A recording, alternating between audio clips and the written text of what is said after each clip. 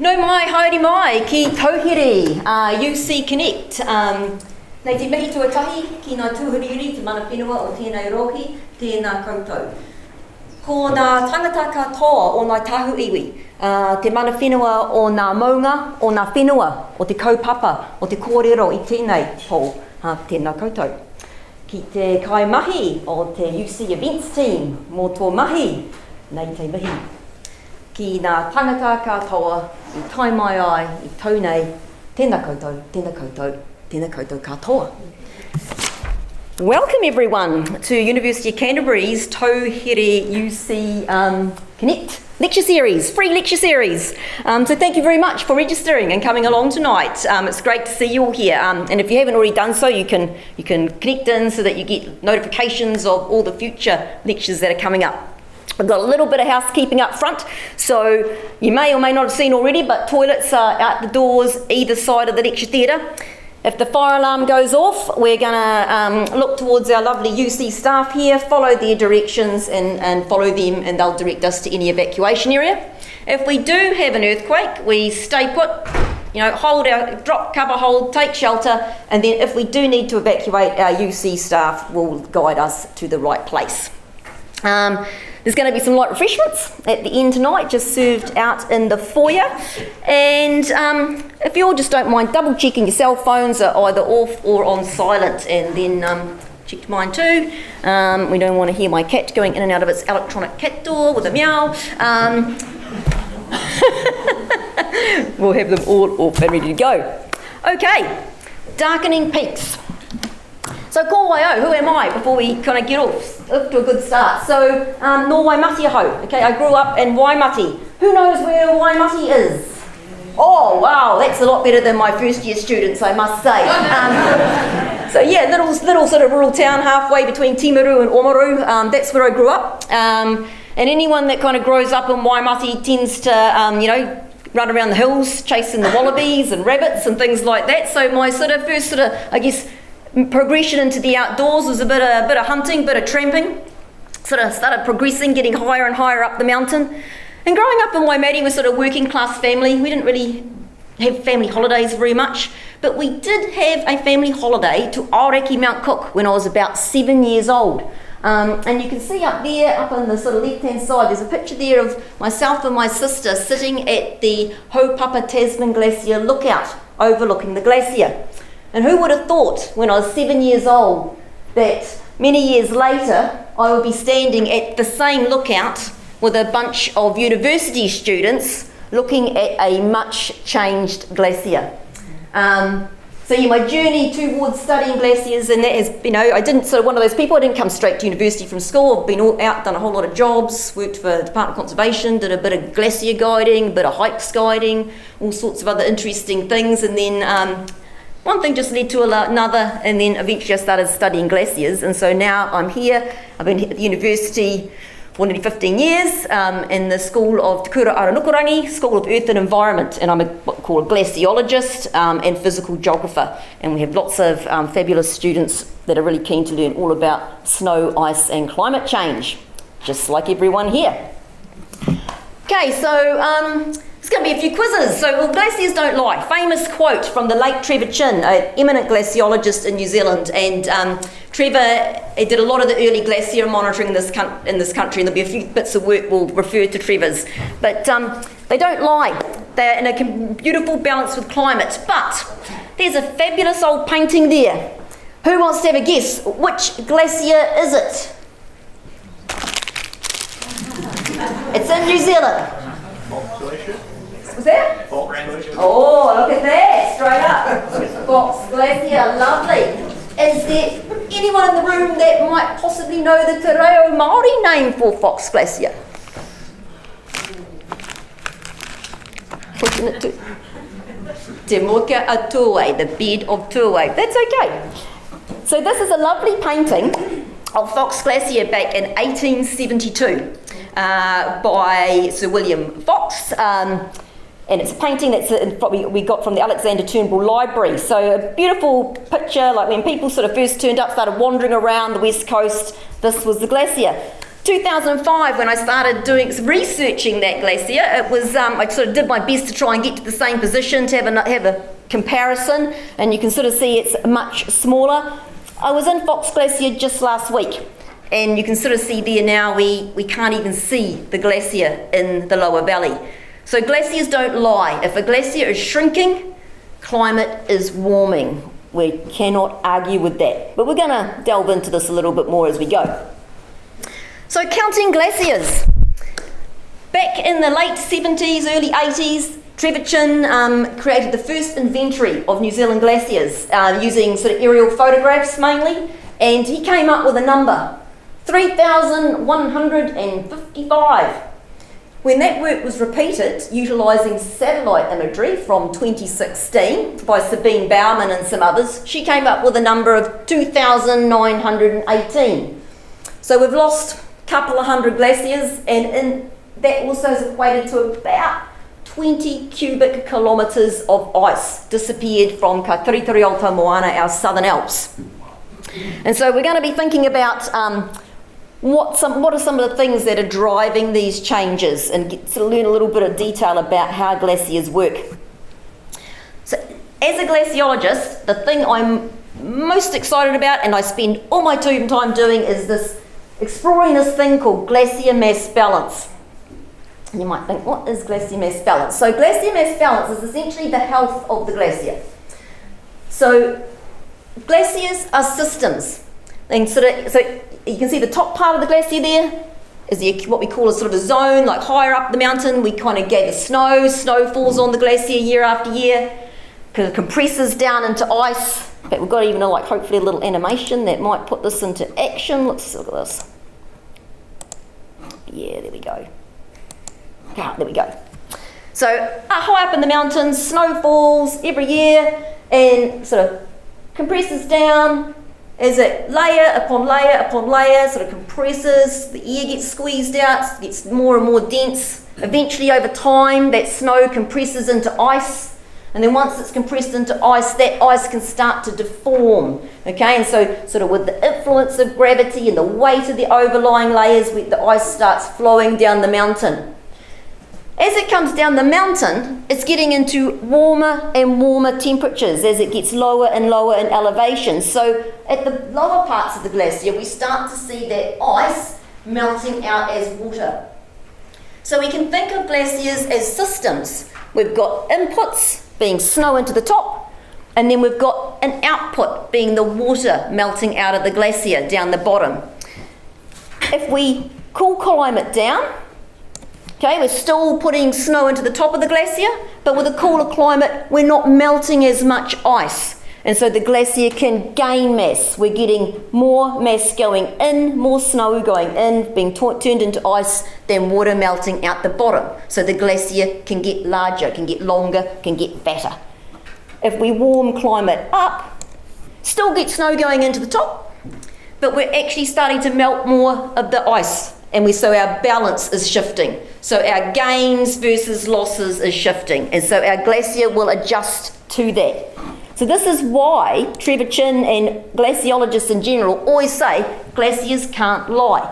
Because all the time they're in this dynamic equilibrium, adjusting their size based on that balance between temperature and precipitation, whether that precipitation is falling as liquid rain, falling as snow, and how warm it is to how fast that ice is melting. Now in the New Zealand Southern Alps, we have glaciers that are called maritime glaciers, or we call them temperate glaciers. And we have, glaciologists are a wee bit strange. We have these, we kind of talk about warm and cold. And so when I start talking about warm ice, I'm still below 0 degrees, right? Because I'm a glaciologist, I like snow and ice. So when I say warm, I'm still below 0. I'm just talking about not as cold as what some of my colleagues here that work in Antarctica, where their glaciers are much, much colder and the ice through them is much, much colder. But in these warm, temperate climates, a maritime climate, the ice in these glaciers is just below 0 degrees Celsius. Really, really, really close to 0 degrees. Something like minus 0.0012. It's very, very close to 0. Which means we do not have to warm the temperature up very much to bring that ice to melting point, okay? So they're very, very sensitive to climate, which is why they're amazing climate indicators. So we have this glacier mass balance. We have this balance between inputs and outputs, and the glacier will always be adjusting its size and shape to make that match, to get that to work. The balance between snow going in, ice melting away.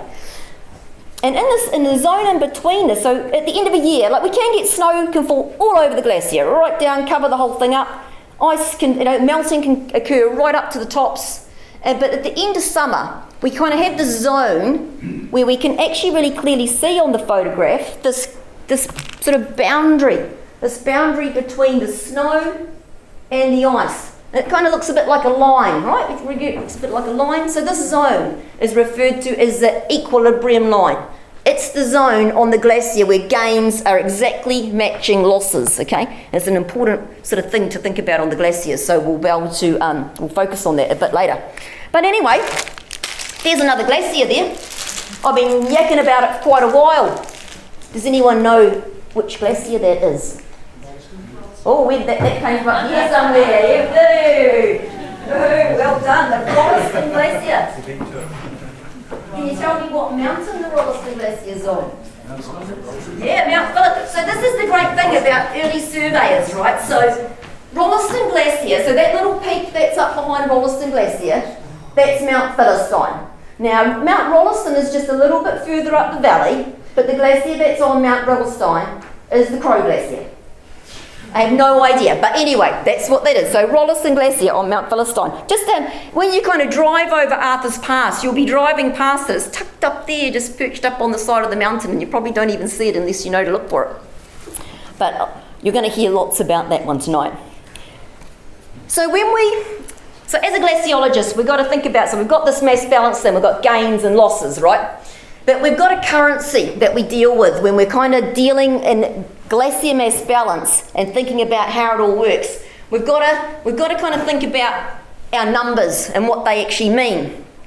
So glaciologists deal in this thing called snow water equivalent. Some people call it SWE. Sometimes it can be called meters water equivalent. So this is a really important thing. Because if you think about it, so yeah, who's here had seen snow at some point in your life? Have you seen snow? Yeah. I've got to be careful, so not everyone has. So, you've seen snow. Kind of, sometimes wet, kind of fluffy, okay, not necessarily that heavy, kind of kick through it. And you think about ice, even just like an ice cube out of your freezer, much harder, right? Yeah.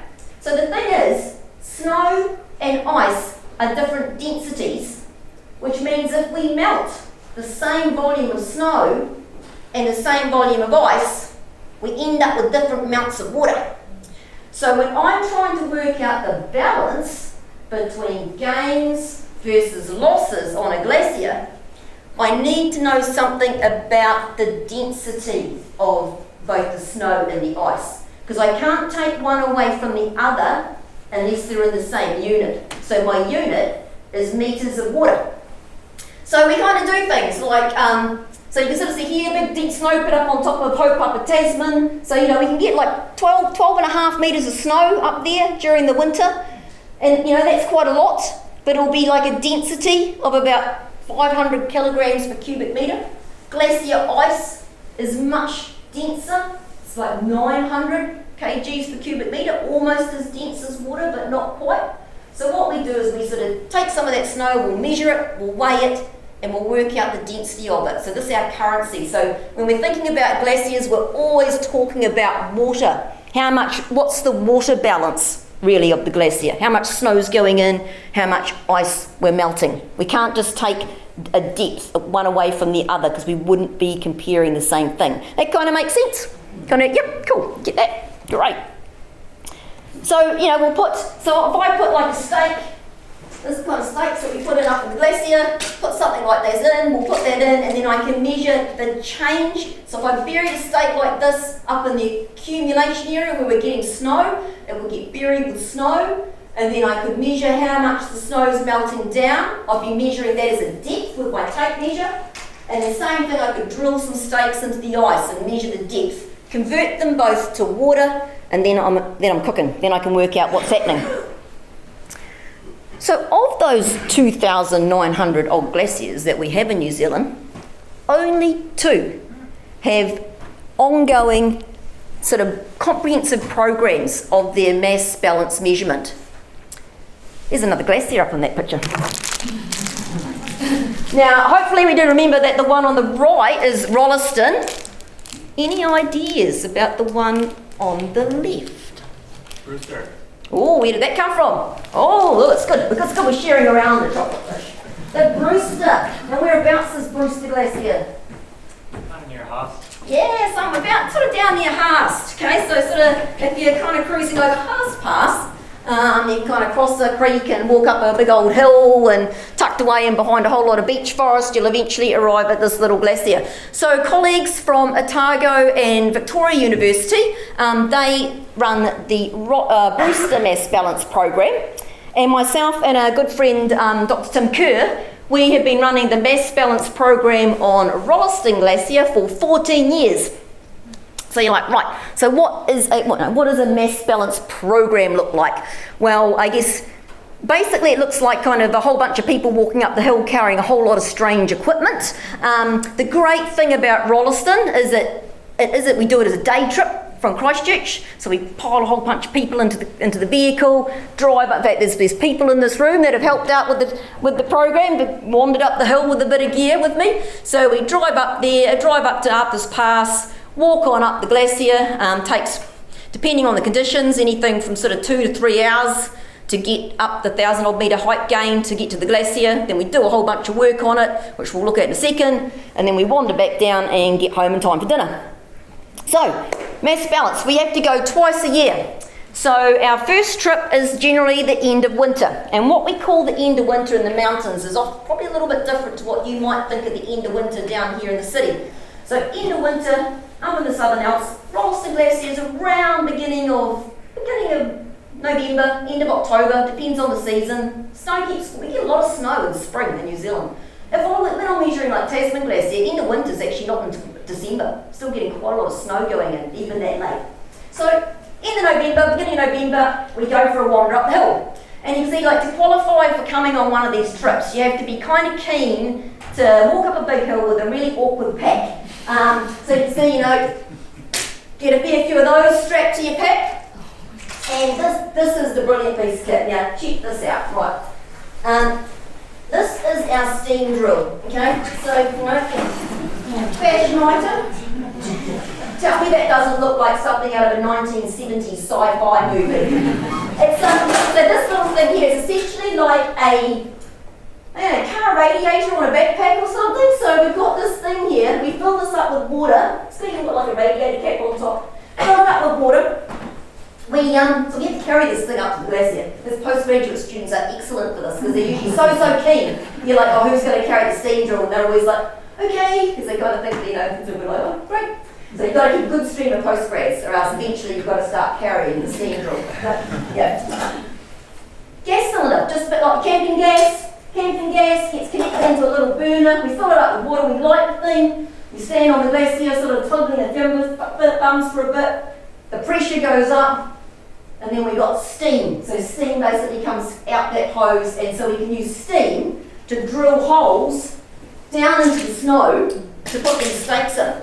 And so what we'll do is we'll drill like about an 8 metre hole, and we lace all these 2 metre stakes together and push them all down, and so you can't see where they are when we leave. So we put them right down flush into the surface of the snow.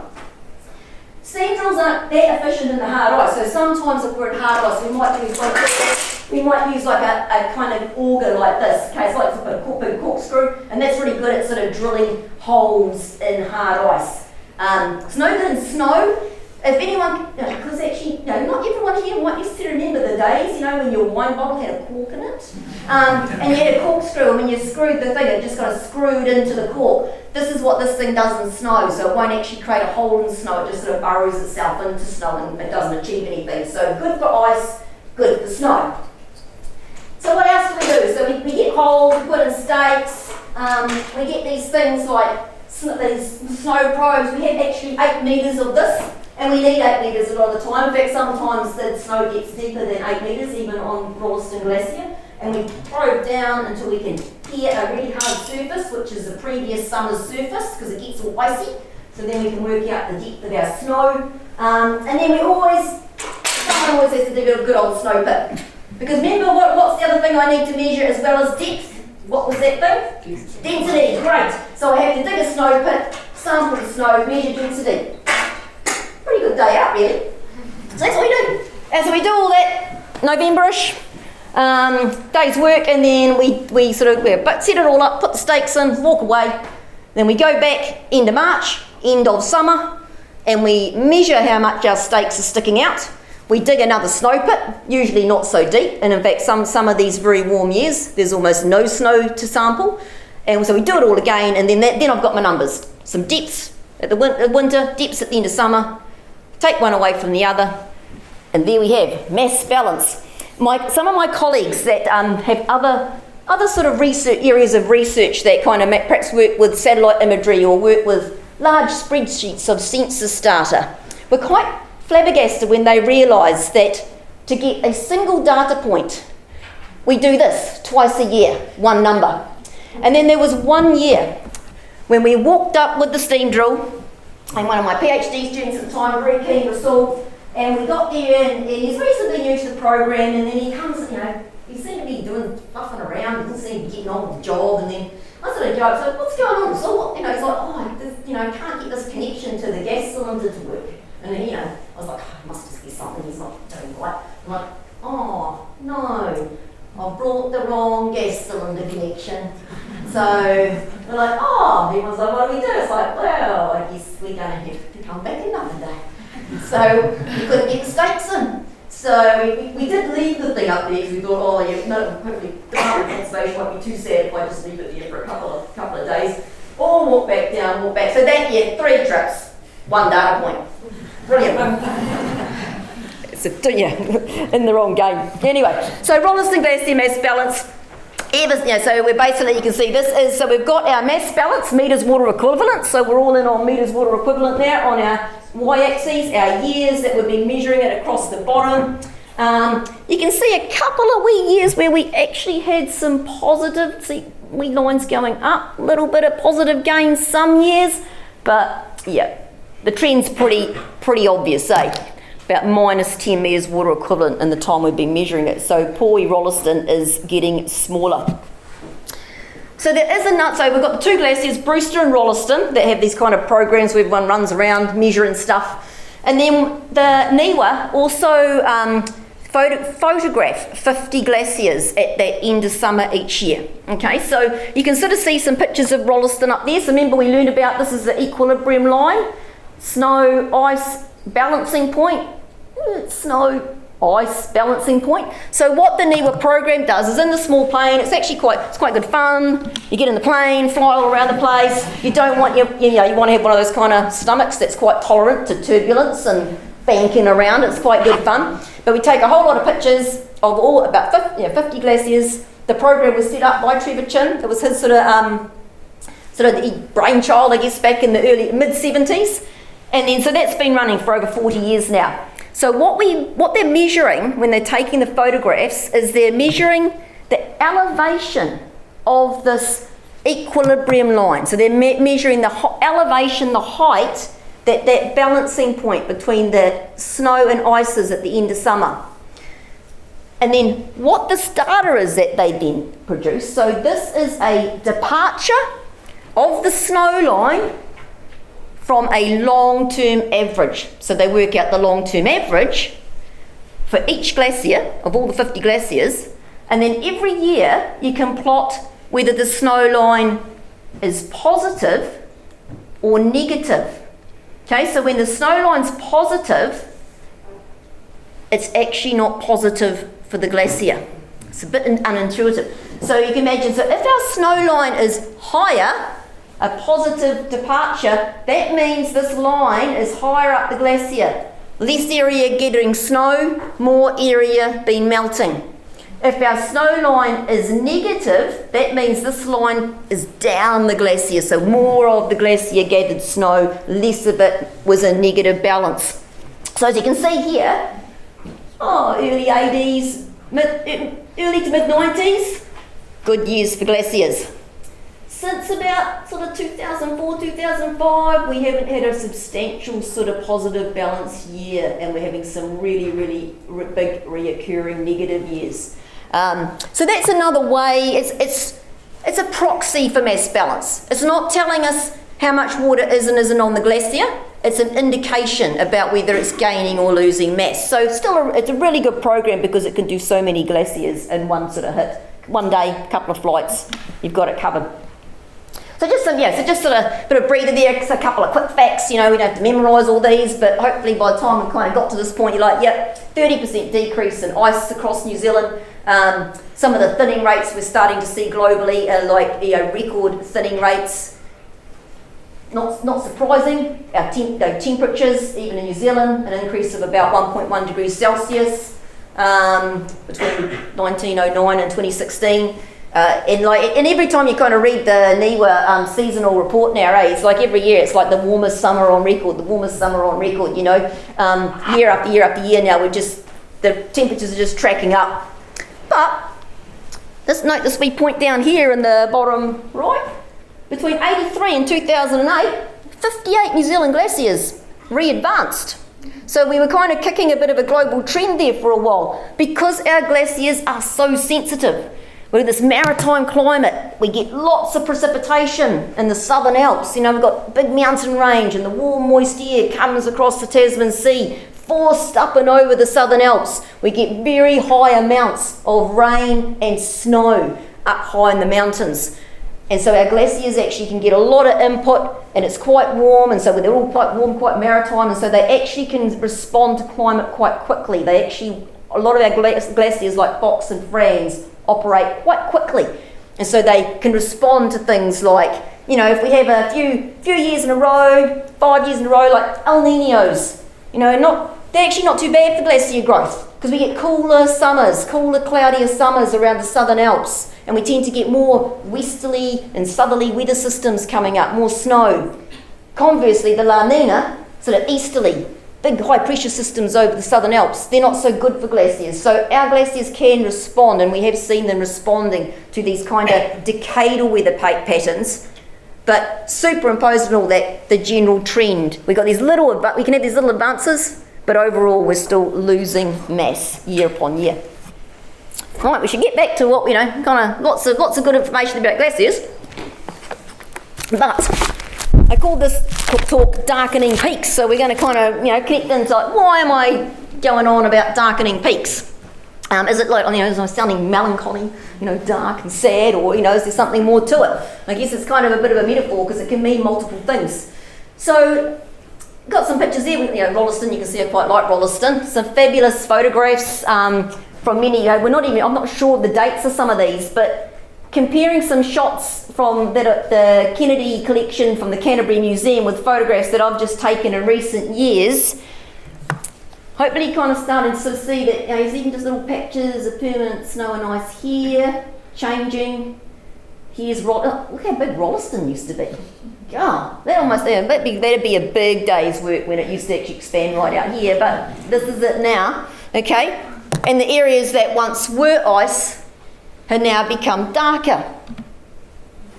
So I want to talk about this thing called albedo. Albedo, or reflectivity.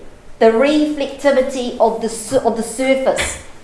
Different surfaces have different amounts of reflection. So we're talking about reflectivity of sunlight, incoming shortwave radiation from the sun.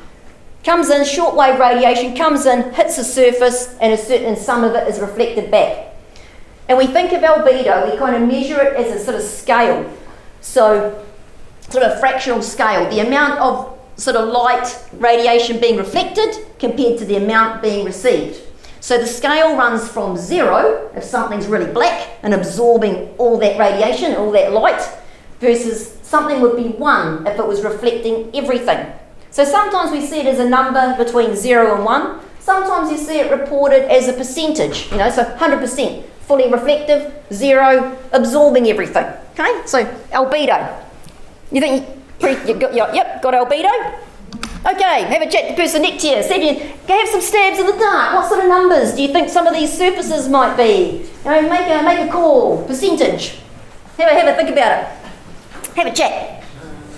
Come out with some numbers.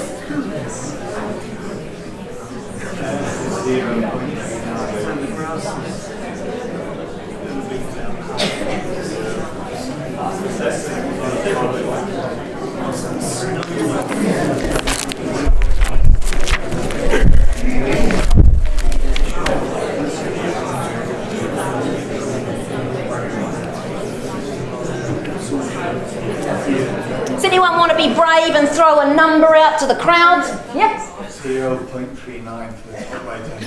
For the rocks? For the earth. For the earth? Oh, yeah. Oh, that deserves a chocolate fish, surely. We often say like it's about 30%, but yeah, that sounds a little bit more precise from this row here, so there you go. Excellent. Anyone want to give me another one? What about another one? Throw a number? Yeah? So about 0.9 for the top left. Yeah, we'll go with that, won't we? There's not, yeah. Anyone know what glacier that is?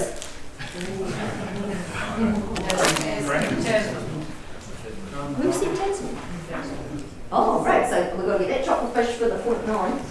We're at chocolate fish now, I hope you realise. That was a gold. Pass that one along. And well done for the Tasman. Where did Tasman come from? Well done. Yes. There's actually 2 pictures of Tasman there. Anyone know where the other one is? Yeah, the lake down the bottom, yeah. Got a big whopping lake in front of Tasman now. But yeah, so albedo, so I think it doesn't necessarily matter exactly what a lot of the numbers are, but I guess one of the take-homes from those images and this diagram is that the snow and ice have way greater albedos, right, than grass, soil, rocks, the earth, the moon. Not that that's necessarily quite so important here on Earth, but forests. So snow and ice reflect a heap of incoming shortwave radiation. Keeps Earth cool. So now we're going to add another layer. So we've already worked out that glaciers are systems, okay? Inputs, outputs, and they kind of always adjusting their size, their mass to this change. In systems, we also have what we call feedbacks, and feedbacks are quite common in the natural world. I think there's even feedbacks in the human world as well. And we have feedbacks can be what we call negative or positive. Now, a negative feedback, we've got quite a lot of negative feedbacks in our body, so something like that. So a negative feedback is something that works to sort of like bring it, if something's starting to change, it'll work to bring that system back to where it was. So an example of negative feedback is perhaps one of the easiest ones to think of is in our body. So if we start to get hot, we start to perspire, again, and the sweat evaporates off our skin, cools us down, brings us back to that desired temperature. So the negative feedback works to try and maintain a condition. Positive feedback, on the other hand, so if you think about this like a bank balance, probably not, I don't know, not quite, interest rates aren't necessarily that exciting at the moment, but let's just pretend interest rates weren't that bad and you put some money in the bank and it got some decent interest and you let that interest stay in that bank account to then get more interest, to then get more interest, and get more interest, okay? Positive feedback. Positive feedback is like an amplification, okay? You get a shift and then things are starting to happen in that system that keeps sending you more and more and more in a particular direction. So, system feedbacks, negative feedbacks, positive feedbacks. The thing about snow and ice science is there's a whole bunch of positive feedbacks. The positive feedbacks are very negative for the glacier. So you wonder why my students get confused at times, And so like albedo feedback in particular is one of these classic positive feedbacks. You can start that loop anywhere you like, but if we started up here thinking, okay, if we darken the surface, if we're melting snow and ice, even like glacier ice when it's a bit wet, has got a lower albedo than the fresh snow, we can start this anywhere. Darken the surface, we reduce our albedo, we kind of increase the amount of radiation that's being absorbed, okay, so we're not reflecting so much. That's going to increase our temperature, which is then going to increase our snow and ice melting, which is going to darken our surfaces, which is going to reduce our albedo, which is going to, and round and round and round we go. So some of these things, once we've set them in motion, have this amplification. Glaciers are a little bit, I get it, a little bit interesting. A little bit darkening surfaces on glaciers can be a little bit complicated. They don't sort of, they're not all sort of created equally and don't all have the same result. So if we've just got a dusty, dirty surface, so up here we've got Tasman. I have to tell you this one now because I've run out of chocolate fish.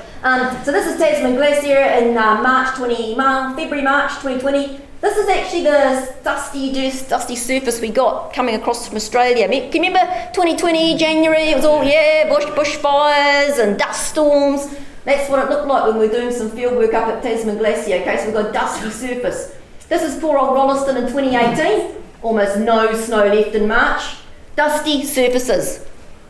If we start thinking about dust and debris, thickness and melt rates, when the surface is just dirty, just that fine dust, it actually, we kind of call it an albedo effect. It's darker than the white stuff, which we've just been learning about. Albedo's lower, absorbs the incoming radiation, heats up, melts. Okay, so we enhance the melt rate with a thin covering. But if we get into a situation where we put enough debris on the surface of the glacier, so this is good old Tasman, there's me, the scale, hard to pick in the, walking along the debris covered part of the glacier. Once we've got it, we only have to have about 2-3 centimetres of rock covering, and then we actually start to insulate the glacier and we actually start to slow down the melt rates. So when we get this big blanket of debris on the glaciers, it's actually sort of the glaciers, I guess, putting on a bit of a protective coating, trying to slow down that melt rate. Okay, so it kind of gets a little bit complex, saves the ice. Okay, darkening peaks and valleys. So we've got a couple of things that go on. So when we've got shrinking glaciers, we are losing length. And like this is some like Fox and Franz. So you can sort of see the sort of Fox and Franz there getting shorter and shorter and shorter. Previous minimum, 1984. And so, for quite a while there, when it started sort of receding, we were kind of like, we're still longer than 1984, but not anymore. Both these glaciers are now in territory we've never seen before. Here's Fox Glacier. So when I was glacier guiding over there for a while, this is when I was kind of wandering around. See this little bit crevassed, a little bit rough. So we always had our suspicions that under there's probably going to be a bit of a rock buttress. Yeah, there it was, popped out. Oh, here it is, way down the valley. This is Boyd Creek. This is Boyd Creek. This is Boyd Creek. Okay, so rapid shortening, but not just shortening, thinning. So not only do glaciers get shorter, but we're losing mass, they also get skinnier or thinner. And a few years ago, took a radar to the bed of the Fox Glacier, found out where the bed was. This was in 2015. This was the surface, and this was where the bed was. By 2023, this was the surface. And yet, to be fair, you don't actually have to be a scientist walking around with a whole lot of expensive kit to work that out, because you can just look at the Fox Glacier Guide's webcam, and if you've saved a few images, it's pretty obvious. Okay, about 100 metres of ice thinning at that site as well. So what does this mean? So I guess we kind of think there's implications of this, and lots of times, we'll be talking about sea level rise and water resources, and they are all really important things. But tonight the whole point was to try and talk a little bit about some other stuff that this impacts, and how it impacts sort of recreation. Who around here likes going for a wander in the hills? Yeah? Get out the crampons or the tramping pack and go for a bit of a stooge up and down a valley. So this has got some implications for us and our hobbies. So we've got some great pictures there. So this is Tasman Glacier. 1904, this is where the glacier has a junction with the Bull Glacier, for people that are sort of familiar there. There's a wee bit there just for scale. Nice white ice, 1904. If I was going up 1904, get the crampons strapped on, get the ice sacks out, go for a good old wander up the glacier, nice, but it wouldn't be an ice sacks like this in 1904, be much longer. But you can see, that by 2007, this is what I'm putting on, and I'm just wearing my boots. I don't need a helmet, because I've got to get down this massive moraine wall that has been forming because we've had about 200 metres of ice thinning at that point on the Tasman Glacier. So it makes for just getting on the glacier a lot more challenging. I love this one of the ladies and gentlemen out on a glacier hike in 1920s in their skirts. I always think it could be kind of good to try that one day. Maybe I should one day go and field work and wear my skirt and see what people say. See what, you know. And we're like, especially if I had the steam drill as well. Now that would be an interesting sight. And you can sort of see here, so we get this thinning, and so like for mountaineers, so you know, not only the lower part of the glacier, you're now walking, you know, you're kind of clambering around on rocks instead of ice, so that definitely slows things down. And then you've also got to climb up and down these nasty moraine walls, so rock fall, and it kind of makes the thing a little bit more challenging. And it's not just New Zealand, okay, so all around the world we're sort of seeing these changes to mountaineering routes and recreation routes, and these are some pictures from the Austrian Alps, you know, and the kind of things that we hear being reported, you know, increased rockfall, increased debris cover, although we know if we get enough debris cover on there, that's actually a good thing. Might not look so pretty, but it's actually looking after the glacier. We can get slope changes, so if you imagine if you sort of thin the ice starts to hug the topography more, so sometimes we find at the top of the glaciers we get slope steepening. And then we often have the crevasses we might be trying to walk over, the snow cover gets thinner, so sometimes they become exposed earlier. And like this is from the Austrian Alps, one of these examples, so this orange line, a bit hard to see the orange, but this little bit up here that looks like really chossy, awful rock, that used to be the main route. That used to be full of snow and ice, and so that was like what we call a couloir, and that was the main route they used to get up onto this ridge. But of course now it's completely ice free, so what the climbers having to do is kind of coming up over these very shiny, compact surfaces, exposed rock surfaces, so it's making the whole thing a lot more challenging. We can go to Athabasca, Canadian Rockies, Mount Blanc, all these places, similar problems. So, you know, just the distance you've got to go to get on the ice is increasing. And I love this one. So here's the normal rock route. And when the people first put it in, that was where, you know, so you get these guides, technical rock climbing, they'll have a guide and they'll tell you where to start and, you know, where to get to and what to kind of expect. And of course now someone turns up and it's like, oh, hang on. There's 25 metres of extra climbing to even get to the start of the original climb because the ice has thinned so much down. You know, the glacier's thinning, exposing new rock. So it's changing sort of the technicality of some of the routes, the approaches, some of the hazards around particularly rockfall. And actually one of the things that was really interesting about this work that Hanley and other people did was one thing they found really, that I thought was really interesting anyway, as a climber as well, was that they'd seen, so when people first started climbing mountains, right, they had, I should have brought my big long axe. They had great big long ice axes, right, so they had really big long axes and they used to kind of cut steps with them, okay, so you had hobnail boots. So they cut steps and sort of climb up the mountains, walk up the mountains by cutting steps for their boots. Because at that point, there wasn't these things called crampons, okay? So what you find is a lot of the early routes up a lot of the mountains will follow things like a nice ridge line, okay, or more sort of a rocky ridge line, because that was the most sort of sensible way to go up the mountain when you don't have spikes on your feet. And then when crampons kind of became invented and they kind of got their things where you kind of poke them into the front, we can start getting up quite steep terrain, ice axes became more technical, people started using two tools, climbers started shifting how they were getting up the mountains. They could actually start climbing up snow and ice faces. They didn't necessarily always have to use the more gentle sort of ridge line. But what they've seen in Athabasca is the face route now is almost, you know, has become really rocky, and so climbers have gone back to the old original route. So they're actually seeing, a route up a long ridge line that kind of was the original way up the mountain that then went out of favour and preference for these more sort of interesting or exciting face climbs is now back in favour because it's the one that's changed the least because it's a nice sort of ridge line and hasn't lost all its snow and ice. So it's kind of interesting how these things are evolved. So is it all doom and gloom? You know, this is the thing. I'm always very conscious of this actually with, you know, as a lecturer of, you know, climate change and that, and you've got a room full of keen young students, you know, you sometimes have to, you kind of worry that, you know, your message is like, you know, you want to give them something positive, you know, something can be done.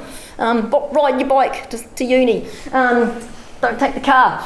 But it's interesting because, you know, many years ago, a friend of mine down in Tauhere, one of the climbing guides, he always was good at looking at the bright side of things, and I'd be measuring the glacier, and he was like, oh, how's the glacier doing?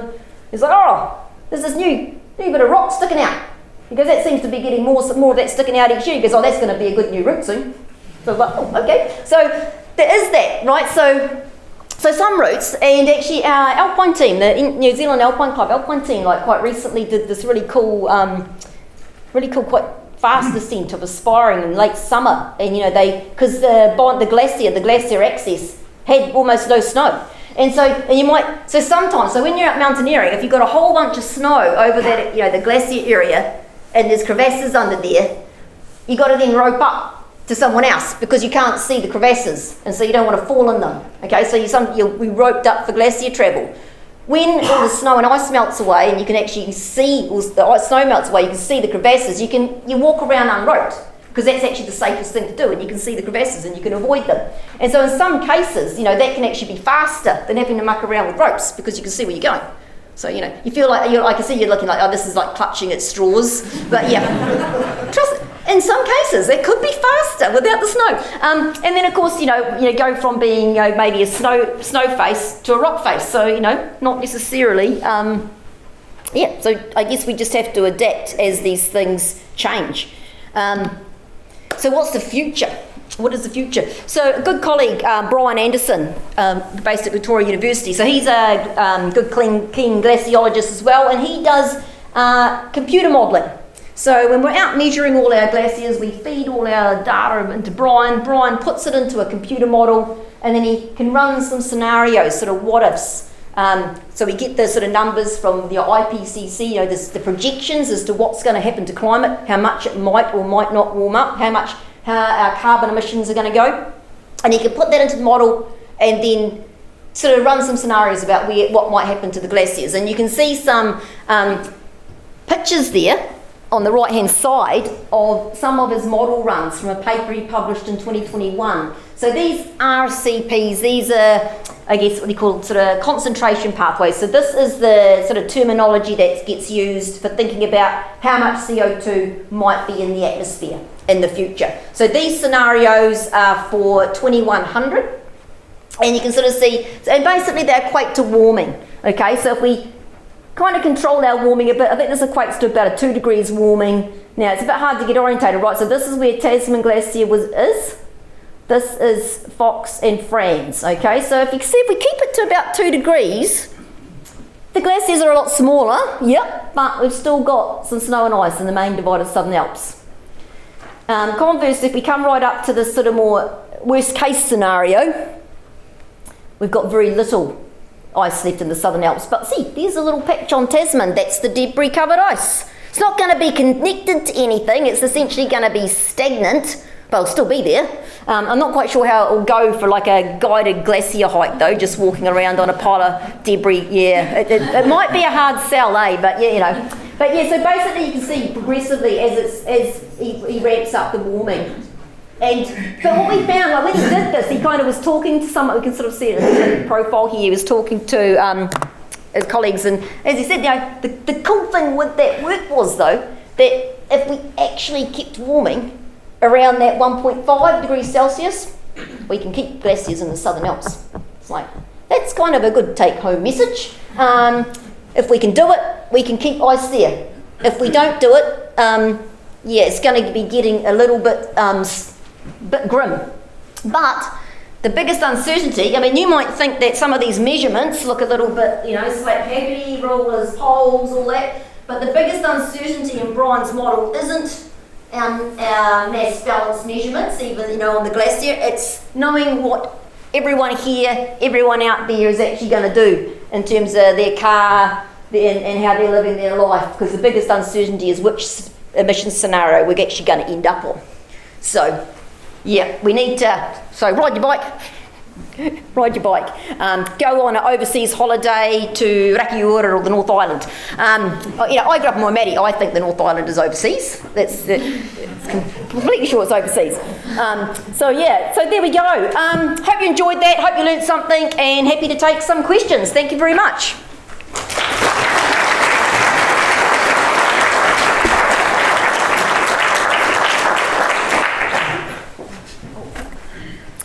Yeah, if you've got a question, wave your arm, and one of these lovely ladies will come down with a mic. We just have to record it so that people watching it later know what's going on.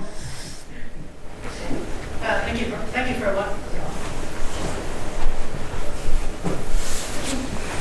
wonderful talk. My question is, what was the initial conditions that kind of formed the glaciers? This talk is mostly around the future and how it's projecting. But I just want to consider where it came from, basically, because we don't get to consider that, and we only are seeing the impacts of how whatever was formed, because it was there originally, and it was formed somehow. The question is, what are those initial conditions, and then hypothetically, could we replicate those as part of the life? Okay, so the question was sort of what were the initial conditions that sort of perhaps formed the glaciers in the first place, and is there sort of chance to sort of maybe replicate that? So I guess one thing is that, so over Earth's history, we've had many sort of phases where we've had ice ages, where the Earth gets already covered in ice, and then we call them glacials and then interglacials. And we know from science that those glacial and interglacial phases that Earth sort of goes through are tied up to many things, but very importantly tied up to the way Earth orbits the Sun. And so there's lots of what we call them Milankovitch cycles, and so there's actually quite a bit of variability, and we're talking about cycles that vary over 100,000 years, 50,000 years, this sort of thing. So it's all tied up with how much incoming solar radiation we're getting at the poles, where the land is distributed on the Earth. So the conditions that sort of set up glaciation to what we, as far back as we can go in our geological records, are very big, a big scale changes in solar, basically called insolation, the radiation coming from the sun that alters how warm or cold the planet is. So it's it's one of those things that pretty hard to replicate. But it's an interesting question, because there are places around the world that are getting into geoengineering or trying quite outrageous things in some ways to save their glaciers. I think it's in the French Alps, they actually put white blankets over them to try and slow their melting down and things like that. So some people are thinking about trying to do something like that. Pretty crazy though. Any other questions here?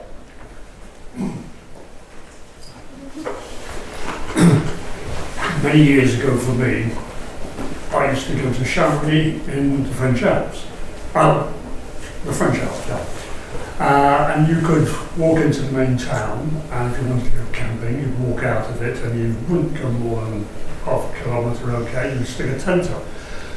Looking at a video a week ago, the whole valley now is covered in apartments and houses. Wow. So clearly that's going to have an impact. Do you have any link-up research with what's happening in Europe? Because I would have expected it to be quite different. Yeah, it's certainly in terms of the rate of ice loss there is really rapid, and they're in a continental climate, and so a lot of the glaciers have actually shrunk really quickly. The sort of dry climate, they actually get less snow, so we get lots of snow and then lots of melt, and they kind of don't get so much, and so that as soon as you warm it up, they're losing the small glaciers really quickly. So I don't have any research. I sort of keep all my research in New Zealand, but do have colleagues that are working in those places, and that is the places, because the alpine history and the alpine recreation is, really ingrained in the culture there, and these are kind of places that are actually sort of starting to try and think about, well, what can we do to keep people coming to see them? But it's interesting what you say about the houses being built, because there's another interesting line of research that's starting to think about, deglaciated zones, and not just potentially people putting apartments there, but things like different species colonising glacier forefields, So while perhaps a glaciologist would be like, all the snow and ice is gone, an ecologist might be like, oh, wow, look at this cool little insect of some sort. My colleague Dave Kelly would just be cringing. That's now growing in the valley, because conditions have changed. So, and this is the thing, so all these things, we'll see some quite dramatic landscape changes as the glaciers pull out, and especially in places which just then start, whether it's human occupation or other species or occupying the site. So, yeah, the changes are huge. Yeah. Right, good. Thanks for sharing that. That's very good. Yeah. There was discussion the other day on the radio about black carbon. We've got incomplete combustion of carbon and caused by different places like in Nepal, particularly burning a lot of wood fires and in the New Zealand transportation. So is that black carbon having an effect on our glaciers? Is that speeding up the melting as well? So the question was about black carbon and the increases of black carbon globally, and also how that's affecting the glaciers. So certainly black carbon is an area of very intense research, particularly around the Himalaya. They get a lot of black carbon there coming across when you look at the way the weather systems work, bringing a lot of black carbon from other countries coming across and landing on the glaciers and enhancing the melt rates. In New Zealand, we don't, I guess because we're not just so densely populated and our industrial zones are not as great. Our more, and in fact, is things like dust and that coming across from Australia on the westerly winds. And certainly though, as we get less and less ice and we get more and more rock, the nice old crumbly Southern Alps get quite dusty, and so we are starting to see more and more dusty surfaces late summer. Black carbon itself not quite such a big issue here in Aotearoa, New Zealand, but certainly in many places around the world, the black carbon is definitely a thing that really ramps up the melt rates. Yep.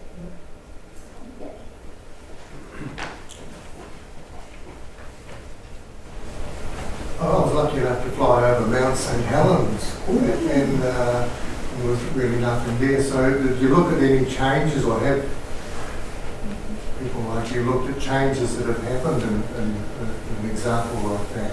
I haven't looked at Mount St Helens, no. I guess this thing is, these examples, the question was about the changes on Mount St Helens, and I guess this is one of the things that you're all really well demonstrating, that this is not just something happening in one part of the world. This is a global phenomenon, right? The whole Earth is heating, and glaciers, frozen snow and ice, is really sensitive to temperature, and if we're warming up, we're melting the glaciers. And in the places that do have glaciers on volcanoes, they also can have this complication where they often will have that dusty surfaces. I remember going to Chile, down in Valdivia in the southern part of Chile, and the glaciers there, they on the volcanoes had some dusty sort of light surfaces, and those bits of the glaciers were melting really quickly. So anywhere where you've got these dusty surfaces, the snow and our ice is melting faster. So the feedback, right? So we're not only warming, it's that whole positive feedback. The more the rock surfaces or around, the less ice we've got, the faster they're going to melt.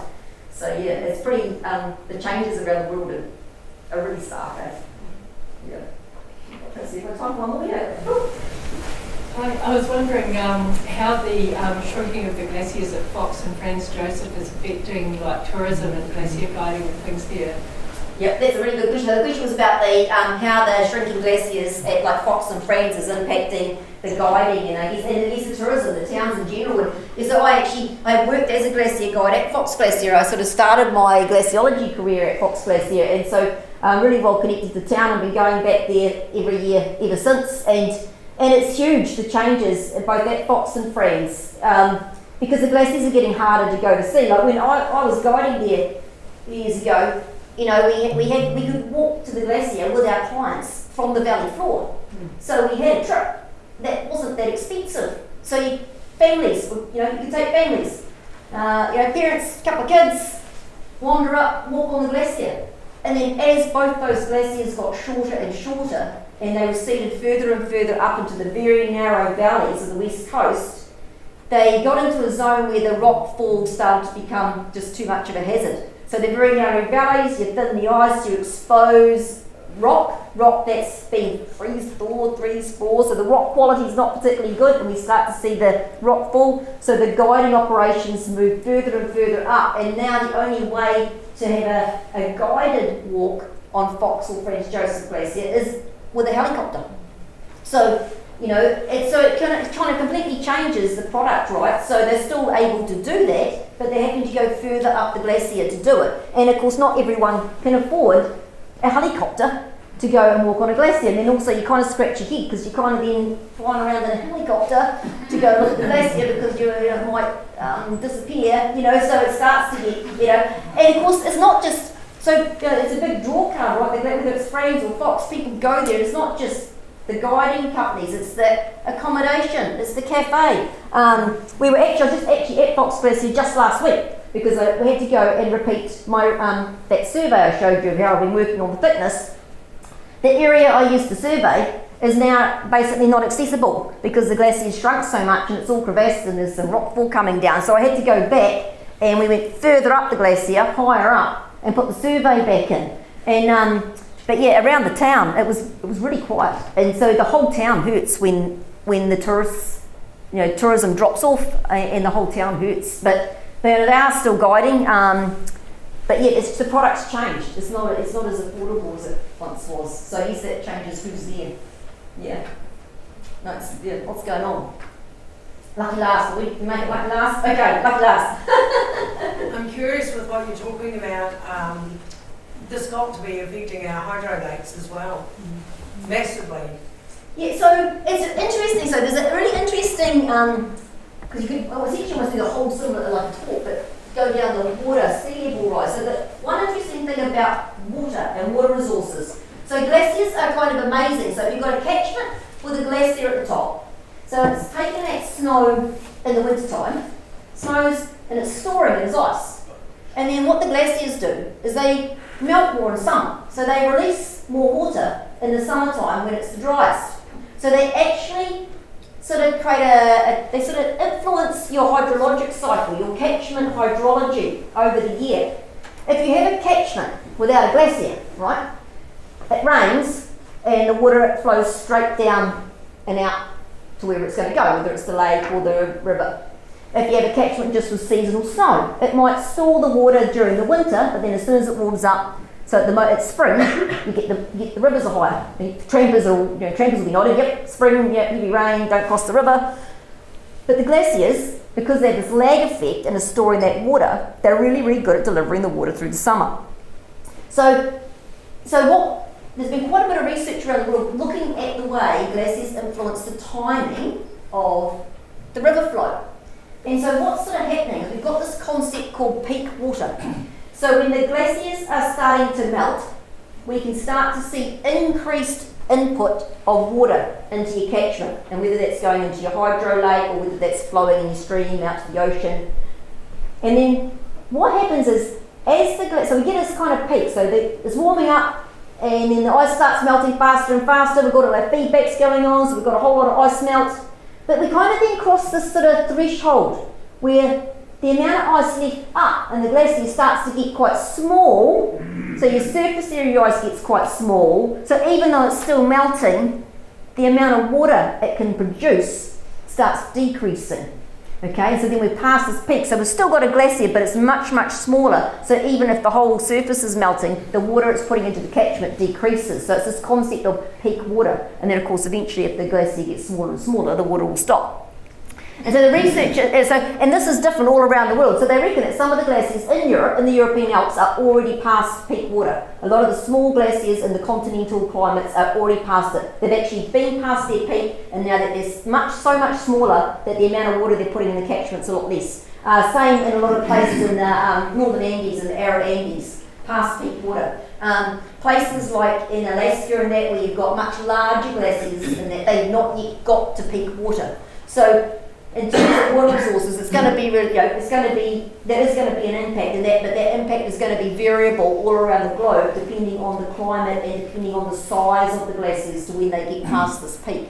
So yeah, and sometimes in New Zealand it's interesting because we do have a lot of water in New Zealand, right? We get a lot of rain and we've got hydro lakes, we've got lots of lake storage, we've got big rivers, but there's a lot of countries around the world where, like in the Himalaya, where the glaciers are the key water source for the drinking water, for the irrigation, for the crops.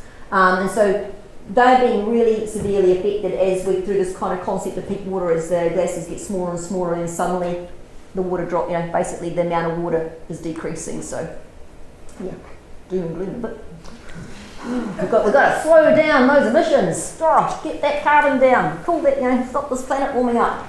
Anyway, right, I think that's some great range of questions there. Thank you very much for your engagement.